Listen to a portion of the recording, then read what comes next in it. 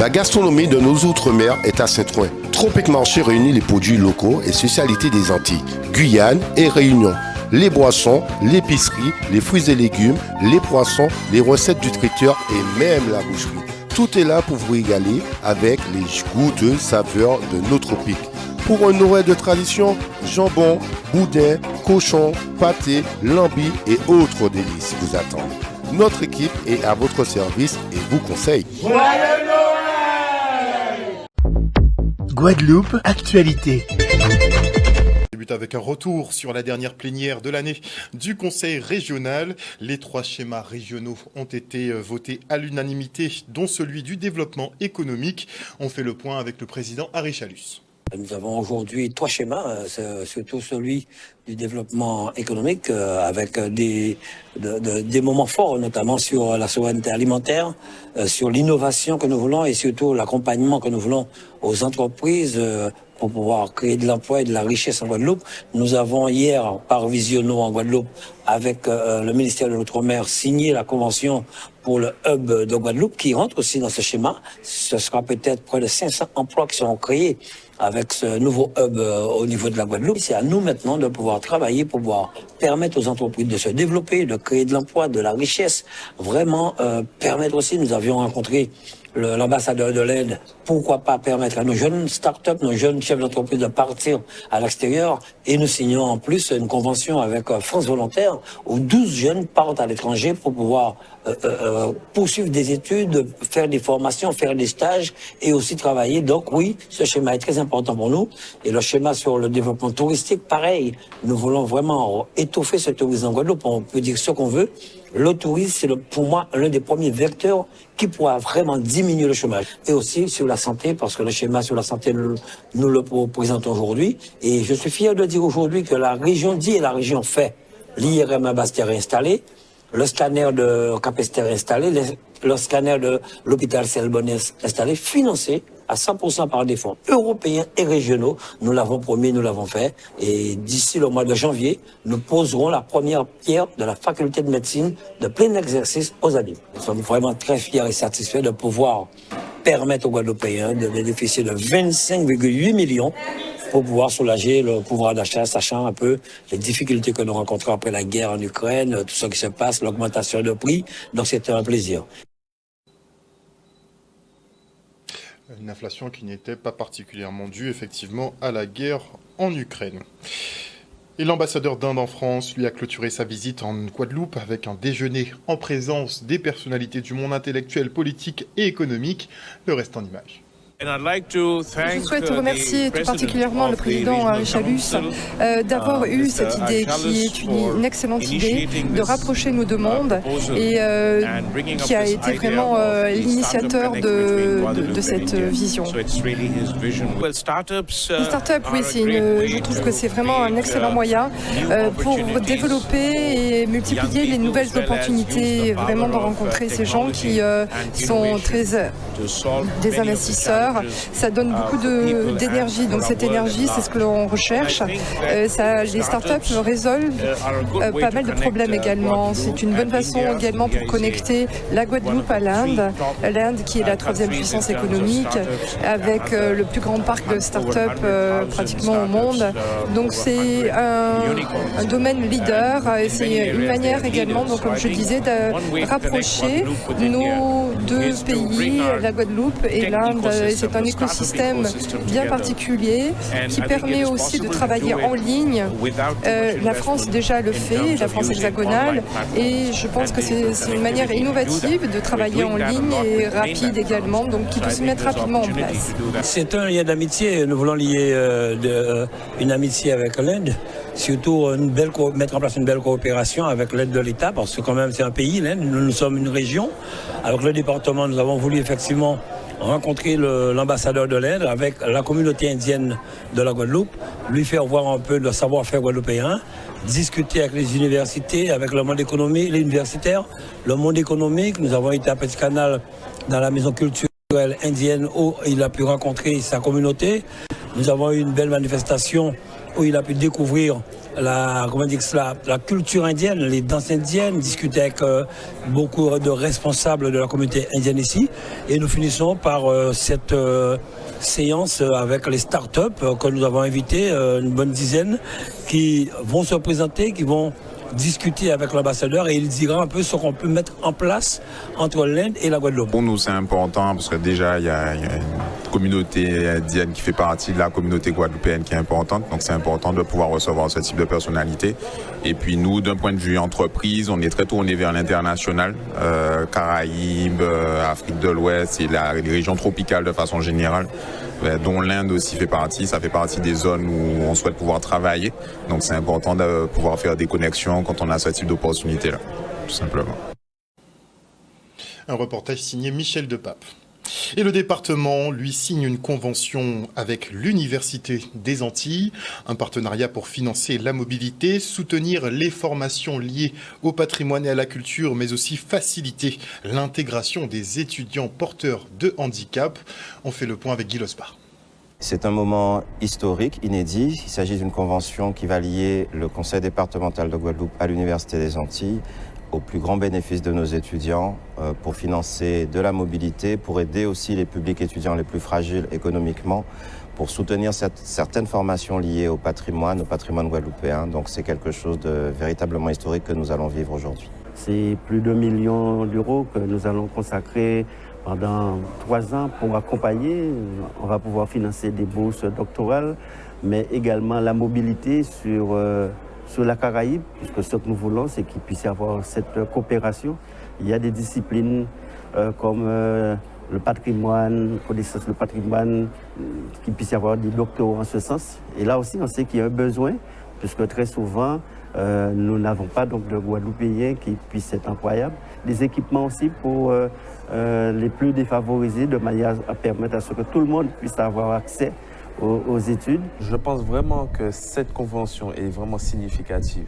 Elle a un sens pour nous, étudiants.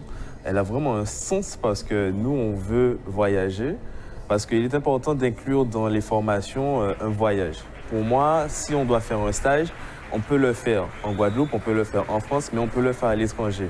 Donc, grâce à l'aide de cette convention, ce sera vraiment un nouveau départ pour tous les étudiants qui viendront après nous, de pouvoir voyager beaucoup plus simplement. Effectivement, nous pouvons voyager en Allemagne, etc. Nous pouvons voyager au Canada. Mais pourquoi partir aussi loin? Nous pouvons rester dans les Caraïbes. Les Caraïbes, vraiment, c'est vraiment un espace, une culture, je dirais pas nouvelle, mais je dirais qui est à notre portée. Nous n'avons pas besoin de nous déplacer aussi loin. Alors, c'est sûr, c'est propre à chacun. Mais moi, je défends la Caraïbe puisqu'il y a une multitude de cultures. Nous pouvons en apprendre à côté de chez nous. J'ai été à Sainte-Lucie. Il y en a d'autres qui peuvent aller à Trinidad. Il y en a d'autres qui peuvent aller en Haïti. Chacun a le droit d'y aller. Et vraiment, si vous pouvez y aller, allez-y. Ne vous retenez pas. En plus, on a cet avantage que l'université est classée. Donc, lorsque moi, en tant que politique, je rencontre l'extérieur, je rencontre des partenaires, c'est aussi une garantie de savoir que c'est du sérieux et ce qui facilite le partenariat. Premier centre de formation de Guadeloupe, le RSMA a pour mission d'insérer rapidement les jeunes. En plus de la discipline et des valeurs utiles pour la vie en société, les nouvelles recrues y apprennent un métier. Au terme d'1 mois d'intégration, ils rejoignent ainsi la famille du régiment et sont présentés comme la tradition le veut au drapeau. Regardez. C'est une cérémonie solennelle, une étape importante pour les petits jeunes qui nous ont rejoints début décembre. C'est la cérémonie de présentation au drapeau qui vient clôturer leur formation initiale, ce qu'on appelle communément les classes. Période durant laquelle on leur a appris à se comporter comme des militaires, la discipline, la vie en collectivité. Et donc, à l'issue de cette formation, ils rentrent vraiment dans la famille du régiment. Et donc, c'est pour ça que symboliquement, on les présente au drapeau. Et le point particulier très important, c'est que leurs familles sont là, à leur côté. Je suis arrivée au camp militaire à l'âge de 18 ans, juste après l'école. Et du coup, j'ai commencé en tant que volontaire stagiaire. Pour moi, ça s'est très très bien passé. J'étais même étonnée. J'avais appris de nouvelles choses. Et quand je suis arrivée, j'ai découvert énormément de choses. J'ai appris aussi, j'ai pris confiance en moi. Je retiens déjà pour ceux peut-être qui n'ont peut-être pas l'habitude, mais le sens du respect, être à l'heure, la tenue, des choses qui sont peut-être logiques ou voire de base, normalement déjà dans la vie. Mais pour ceux pour qui ce n'est pas encore parfait, on obtient quand même des petites qualités supplémentaires qui nous permettent d'avoir confiance en nous. L'esprit d'équipe, surtout, c'est très important. C'est quelque chose que à l'école, on ne fait pas spécialement et qui, ici, on l'apprend beaucoup. Notre ambition, c'était de prolonger l'œuvre du RSMA, parce que le RSMA, on accueille des jeunes en formation entre 6 mois et 1 an, et des jeunes qui viennent acquérir une première expérience professionnelle entre 1 an et 5 ans, et ensuite on les suit 6 mois pour vérifier s'ils s'insèrent bien dans la vie. On a considéré que ces 6 mois n'étaient pas assez longs pour tous, et donc on a cherché un moyen de les accompagner plus longtemps et plus durablement. Donc cette fondation qui s'appuie sur des fonds privés, donc des dons d'entreprises, va permettre d'aider certains de ces jeunes à s'installer dans la vie, à ouvrir leur propre entreprise, à acquérir un véhicule parce que leur activité professionnelle l'impose, ou simplement à se trouver un toit. Certains, effectivement, s'insèrent dans les forces armées, mais notre vocation première, c'est de leur donner une formation et de les insérer sur leur île, où il y a beaucoup de travail et énormément de demandes en emploi. Donc non, je vous confirme que le RSMA n'est pas une succursale des forces armées. Nous, notre objectif, c'est de les former et de les insérer localement dans la vie économique. Bon, ils apprennent tout de même à se défendre, le maniement des armes également. Et grâce à l'association Solidarité Outre-mer, des enfants issus de milieux difficiles ont effectué une visite à Petite Terre. Un très beau cadeau pour cette période de fête. Le reportage. Et un petit sourire à la caméra.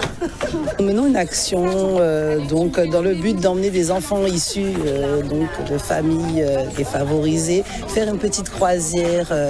Donc, nous partons de Saint-François pour visiter l'île de Petite Terre. C'est vrai que depuis la crise sanitaire, beaucoup d'enfants se retrouvent seuls, sans activité.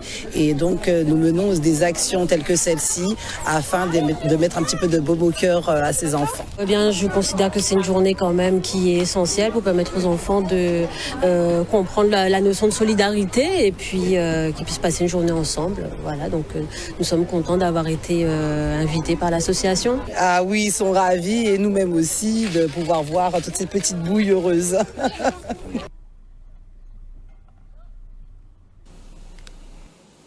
Et maintenant, on adresse nos félicitations à Antoine Marin qui nous ramène la médaille de bronze des mondiaux de windsurf. Une victoire célébrée à la Toubana en présence de sa famille, ses proches et ses partenaires. Regardez. Ce soir, c'est une soirée, en fait c'est l'avant-première de ma série YouTube Ilem qu'on a créée avec Matteo Nativel, un réalisateur guadeloupéen. Et c'est un beau projet qui prend beaucoup de temps à réaliser. Du coup, au lieu de l'envoyer directement sur les réseaux sociaux et sur Internet, on s'est dit qu'on allait faire une soirée autour de ça. Et on en a profité aussi pour fêter mes résultats et promouvoir le windsurf et les résultats aussi des autres sportifs guadeloupéens dans la planche à voile. Cette année, j'ai terminé 3e mondial en gagnant la dernière étape du championnat du monde à Hawaï, qui est la plus importante. Du coup, pour moi, c'est une très belle saison, surtout que elle commence depuis février, elle termine en novembre, donc ça fait une saison assez difficile, loin de la maison, donc ça fait plaisir de terminer sur une bonne note. Oh moi j'étais ravie, franchement j'étais ravie pour lui parce que ça a été quand même du travail pendant de longues années quand même pour y arriver. Il a commencé les compétitions à l'âge de 5-6 ans et il a 30 ans, donc ça fait un bon moment qu'il travaille là-dessus et maintenant on espère qu'il puisse arriver à la dernière marche et devenir champion du monde. Qu'est-ce qui a été le plus compliqué? On va dire c'est de rester consistant sur les résultats, de rester toujours au top à chaque événement, sachant qu'il y a beaucoup de voyages, beaucoup de déplacements, beaucoup d'entraînements, et de réussir à rester en fait dans le top 3 mondial, parce que c'est vrai que y a des gens devant et derrière qui sont très motivés, et ça se jouait à pas grand chose, donc c'était de vraiment réussir à garder le mental pour garder ce podium. C'est un grand honneur. Missé vient d'ici, il fait 3e au championnat du monde. C'est un copain. On est obligé de venir le féliciter. Mais bien sûr, par rapport à tout ce qu'il a pu faire, on en parlait tout à l'heure là, le Covid, ça l'a ralenti. Bon voilà, et aujourd'hui de voir ce qu'il fait, de voir ce qu'il a fait. Et c'est pas fini, mais c'est incroyable. On était obligé d'être là ce soir pour juste voir ce qu'il va nous montrer là, qui est un truc de fou, je pense. Et en parlant de 3e place, notre Miss Guadeloupe, Jaylan Maes, est de retour au pays après une belle performance au concours Miss France. Elle nous ramène tout de même l'écharpe de la 3e dauphine. Regardez.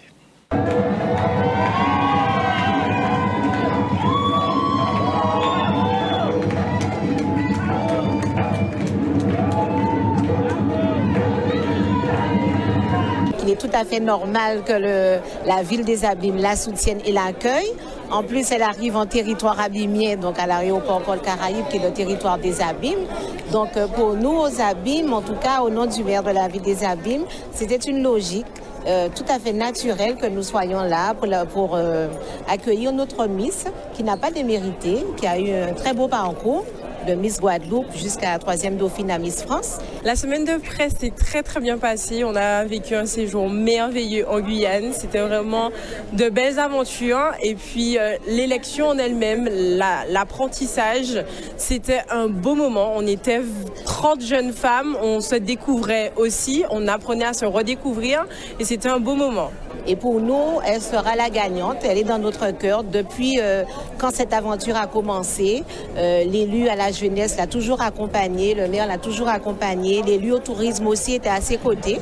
Donc c'était un devoir pour nous d'être présents aujourd'hui à ses côtés et la féliciter. Oui, ma chute, il faut en parler bien évidemment.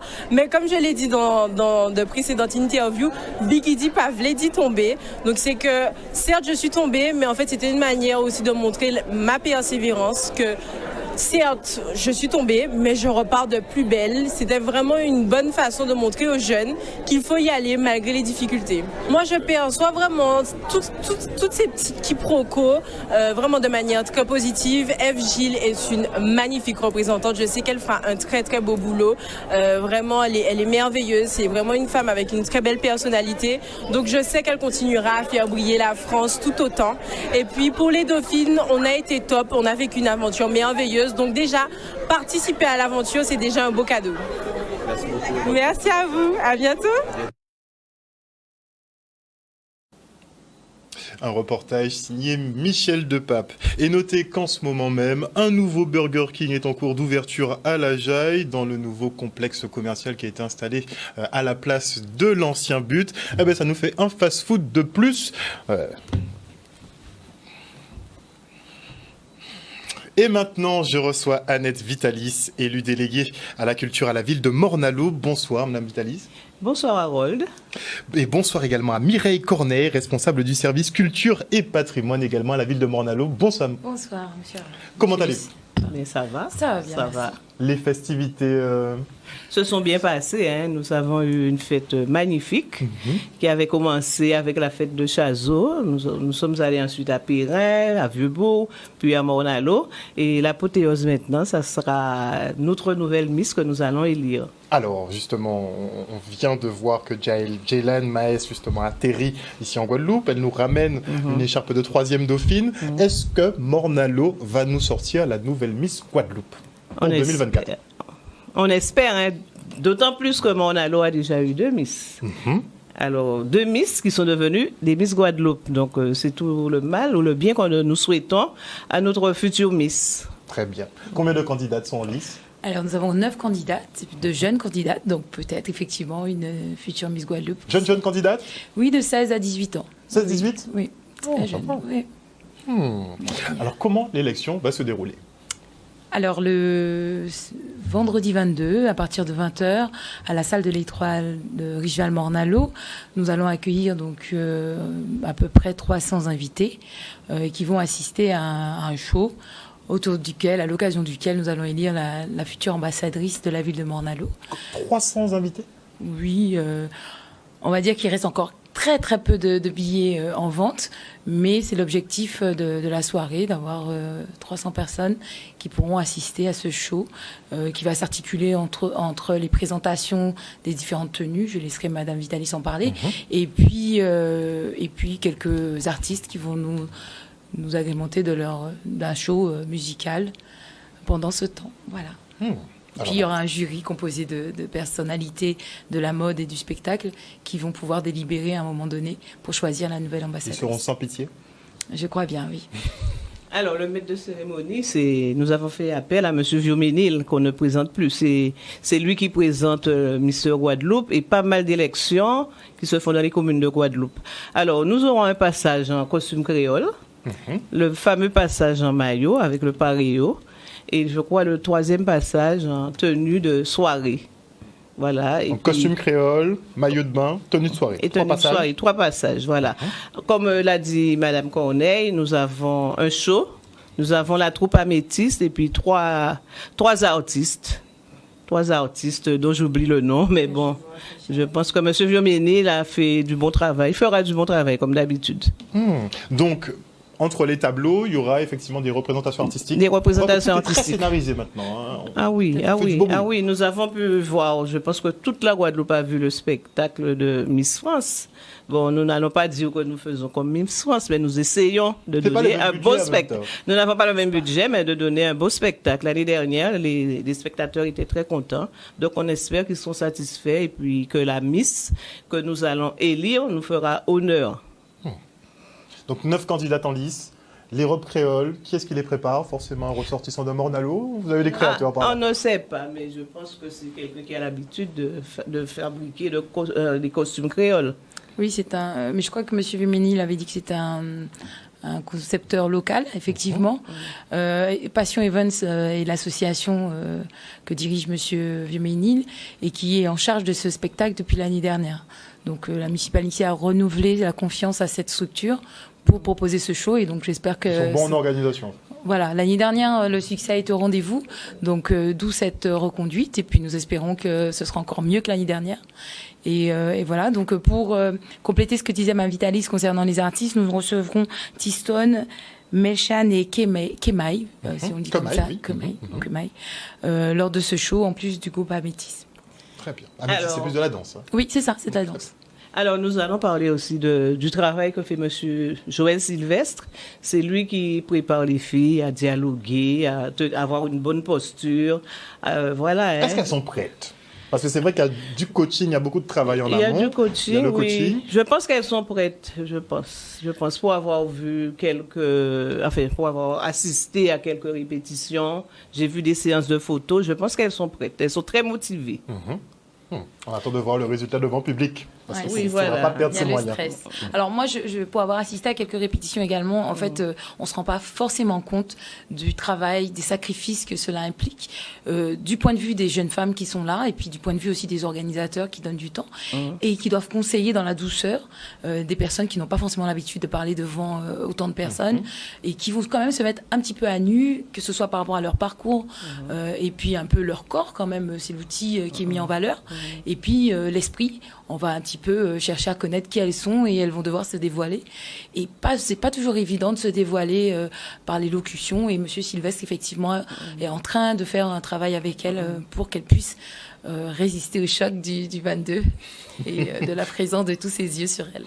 Il va mieux être préparé. Oui, nous avons 9 candidates. Donc c'est pour cela que je remercie énormément les parents pour leur disponibilité, parce qu'il faut emmener les filles le soir en répétition. C'est pas toujours évident. Et puis voilà. Et voilà. Merci beaucoup à ces parents qui nous confient leurs filles.